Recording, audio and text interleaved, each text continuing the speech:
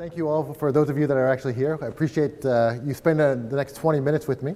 My name is Greg Wong. I'm the CEO of RIWI, and I'm going to give you a little bit of information on who we are and what we do, and happy to answer any questions.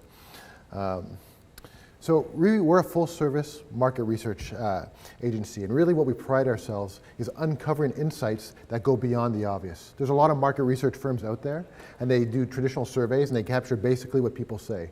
We go beyond the obvious, capturing additional things that people don't necessarily say, but more about what they feel.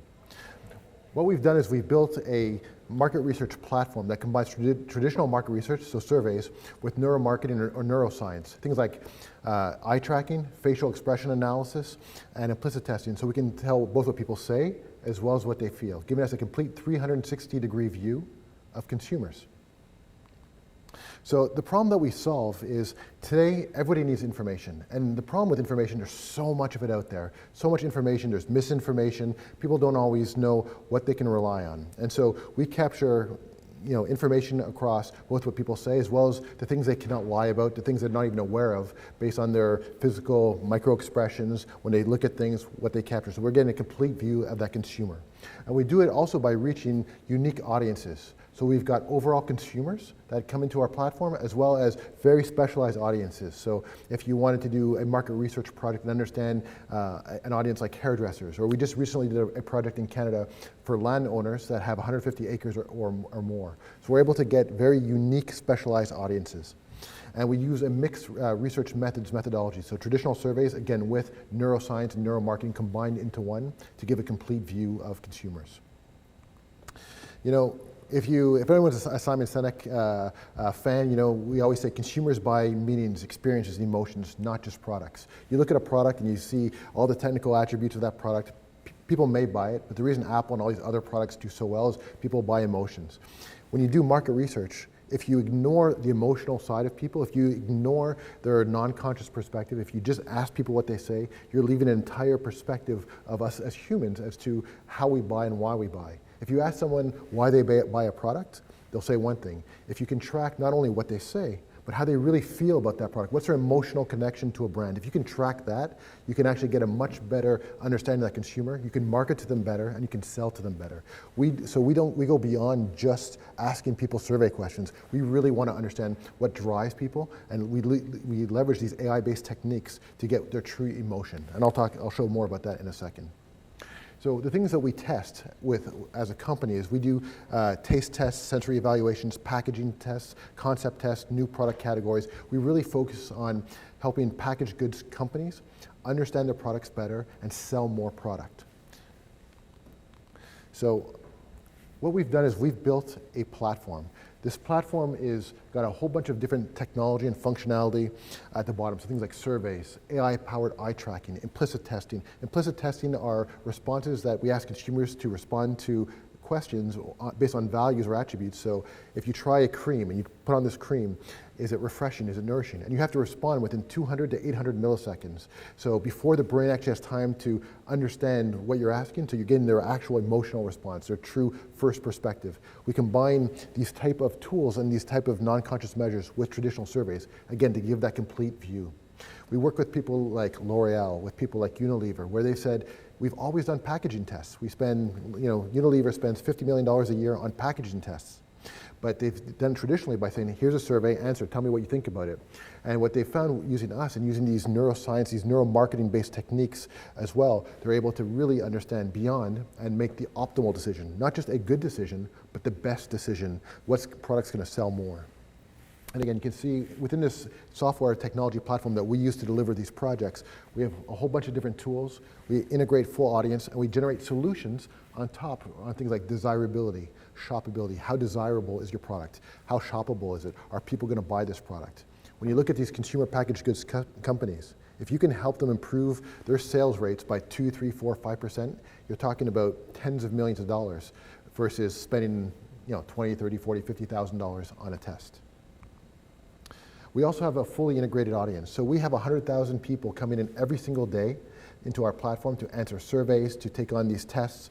to really help brands and other people understand the questions they want to answer. So you can go to places like Wizard Bucks, answer surveys. You can come in through mobile games. If you're playing Candy Crush and you want a jewel, instead of paying $2 for a jewel, you can answer one of our surveys. So we're ingesting people from all different walks of life in all different countries and all different languages into our platform to then answer these surveys. So we've got the platform that provides the neuroscience, the neuromarketing and survey type, as well as all the people coming in. So when we work with a brand, we give them a complete solution, both the software as well as the skills and all the audience to answer their questions and answer them fast. I'm going to talk about, so how do we win as a company? So we have both an organic and an M&A focused approach to growth. So organically, we're building a sales team. We're focused really on 2 customer segments, consumer packaged goods and market research firms. And I'll talk a little bit about why in just a minute. We also have an M&A focused strategy. We've made 3 acquisitions in the last 3 years. We continue to acquire other firms because the valuations out there in this space are incredibly accretive. We're acquiring people at less than 1 times revenue, at 1 to 2 times EBITDA multiples, and then adding that into our revenue, into our growth. Yes, we've got to go through integration, we've got to do all those type of things which take a few quarters, but this is a way to strengthen growth. The reason we're focused on these 2 customer segments, so a little bit of history on RIWI. RIWI, 4 or 5 years ago, was doing business in international development, global public health, academic, financial services, a whole bunch of different areas. We had 60 to 70 customers every year, let's say, that would buy products from us. And in 2022, we did 2.8 million. 2023, we did 4.1 million. 2024, we did 5.1 million. And this year, we'll do over 6.5 million, all USD. But if you look at the amount of revenue per customer, it was a very low amount of revenue per customer. As we focus on packaged goods, last year we did $35,000 in revenue in consumer packaged goods. We're going to do about 2 million US this year in packaged goods. We don't need a lot of customers. Companies like L'Oreal went from 0 to 800,000. People like Unilever did 20,000 with us in 2024. They're doing about 400,000 this year. The explosive growth we found with this new customer segment, with this customer market, we actually have product market fit. We used to do the spray and pray. Throw it out in our solutions, our marketing, our salespeople into all these different customer segments and categories.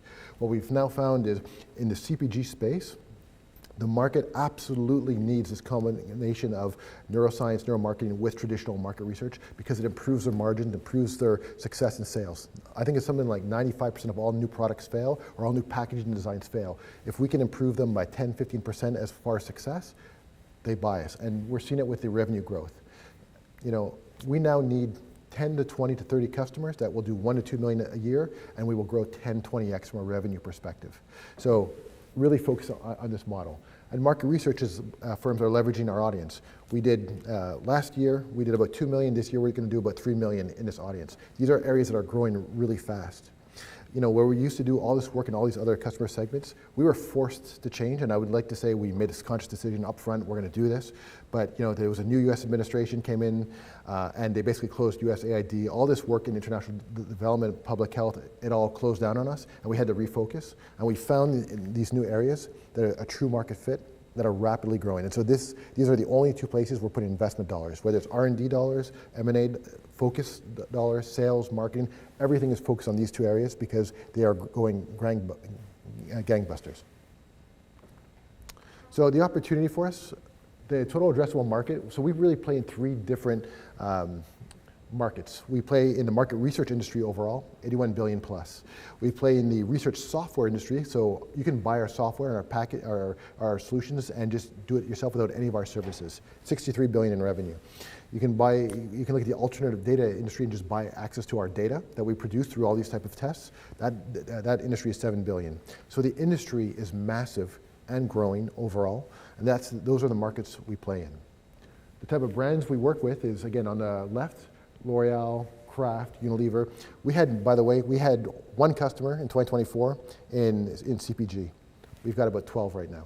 all happened this year. And when you look at these brands and you think about how do you get into these brands, most organizations, they'll tell you it takes 12 to 18 months just to get through procurement. Forget about the first convincing someone that they should use your solutions to understand what you do and then want to try it out. Just the procurement process is 12 to 18 months.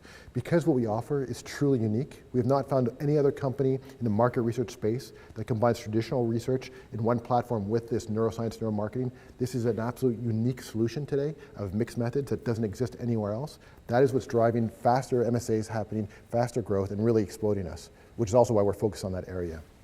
And then, of course, the market research space, which is also growing quite well. We have lots of customers in other areas. We will continue to service those customers if they come to us, but we are not putting any marketing, investment, proactive sales, R&D, or any other investments into those other categories. Only the first two, because they're hyper growth, and at our size, we need to focus. So we are very specifically focusing. I'm going to come back to that customer example in just a second. Just from a financial perspective, I talked a little bit about revenue growth. So 2022, 2.8, 2023, 4.1, 2024, 5.1, 2025, annualized expecting to be somewhere in the 6 to 6.5 million, all USD. So, we're growing pretty well. And this is despite losing $1 million in revenue when USAID and the new Trump administration came in. So we lost $1 million in revenue, and we're still going to grow, 20% plus this year, all because of this very specific target segment now that we've hit that is just growing gangbusters. Again, you can see some of the revenue growth numbers, the trailing 12 months. What I really want to focus on also on here is 18.4 million shares outstanding. I went to, 8, 9 sessions yesterday, hearing different speakers talk, seen some great companies the last couple of days. And everyone, when they put up their financial slide, 100 million shares outstanding, 120 million shares outstanding, huge shares outstanding, 18.4 million shares. Our float is incredibly small. 30% by retail investors, everything else is held by either funds that have acquired us, a lot of our shares in the last couple of years. So we've got about 7 or 8 different funds that have bought into RIWI in the last 12, 18 months. And then we have the original founders of the company that still own 20%. So only 30% available in retail. You want to buy 100,000 shares, you're going to drive the share price up 20%. You want to sell 100,000 shares, you'll drive it down a little bit. But it's, again, very, very low float. The opportunity is to get in as we're growing. The one downside, which I don't have on this slide, is we are not yet profitable. We have about a $30,000 a month burn. We've got over $1 million in cash. We expect to be cash flow positive on an ongoing, consistent basis. End of Q4, beginning of Q1, somewhere in that range. So within 3 to 5 months, we will be cash flow ongoing, consistently positive. So that's the message I'd give on profitability. We've given it to the market. We've told everyone. But just based on our growth, based on we've done some cost savings, so we should be there. The only other thing I'm going to show is, people ask a lot, I don't quite understand, what is this neuromarketing, neuroscience with research and everything else? So one of our customers that we did this year is Bertolli. They make vinegar, they make olive oil. You go to Costco, you buy the big olive oil bottles, all those type of things. And what they were looking to do is they're changing their bottles in Canada. And they said, well, we got this new design, and we got a few different designs, and this is our old bottle. We want to see how would the market respond. Will they buy more? Will they buy less? Will they pay a higher premium price? Because they want to move up the premium segment. So using our type of technology, we don't just provide a straight survey. We do, in these type of tests, we do eye tracking, implicit testing. And so the first thing is, on a digital shelf, how fast does your product stand out? Do I notice your product very quickly on a shelf? So we're able to do that. We're able to look at now, as you have a more of a crowded shelf, how much does attention stay? When I look, do I really notice, do I focus on it, or do I just kind of quickly glance by? So we're able to catch both how much attention it first gathers, and are you able to keep attention on your bottles? We are also able to look at the curiosity and people who want more information. This is online, on a cell phone, on a laptop, replicating picking up a bottle or something in a store and looking at it. How do I get more information? I click on it, and I start to look at other information. So which bottles will generate more attention and get consumers to want more information? We also look at the implicit perception. So again, using this implicit type testing to see what is when you first look at this, what is the first value that you feel? Is it unique? Is it premium? Is it discount? Is it whatever? So we're able to track those type of things, and you can see with the different bottles at the top what are some of the values that consumers have felt when they see these bottles. We're able to look at these bottles Again, all through online. It could be on your phone using the camera or on your computer, and we can see what are the things that they notice. What are the key things that we want to track? Is it, okay, the bottle, they like it, they don't like it. What are the very specific things that consumers feel that drive what? Does it drive premium? Does it drive a discount view? Do they like it? Do they not like it? What are the things they notice? So all these type of things we're able to track. We also can see in what order do people notice what on a bottle. So, and again, we do this for product testing, we do it for ad testing, commercials, videos, all these type of things. This is just a bottling example, but at what do they look at first, and where do their eyes go, what area? Also good for UX testing, those type of things, but on the bottle.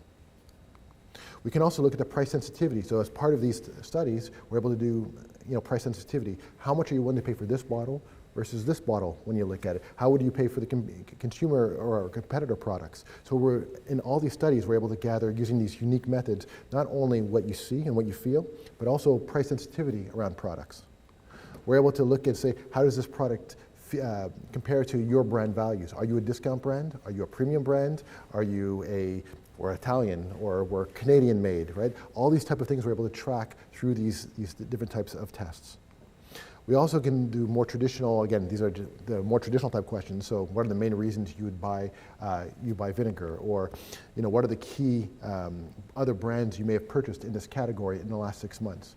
So when you look at the way we do it, we're going to be more expensive than our competition, but you get so much more information. And that's where a lot of our customers have come and said, hey, you guys are about 20% more than other people that do this work.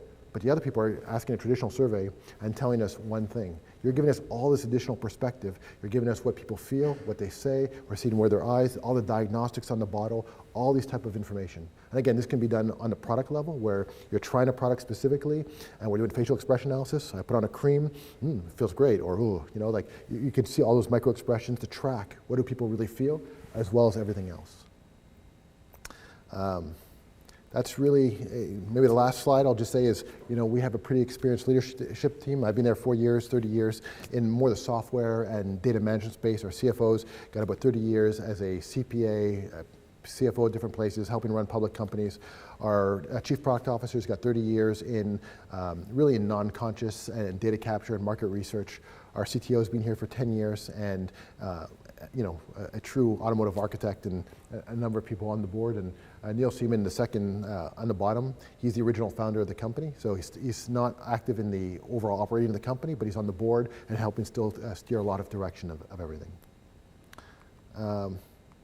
With that, that's kind of the presentation. I went through it pretty fast just to try and get through.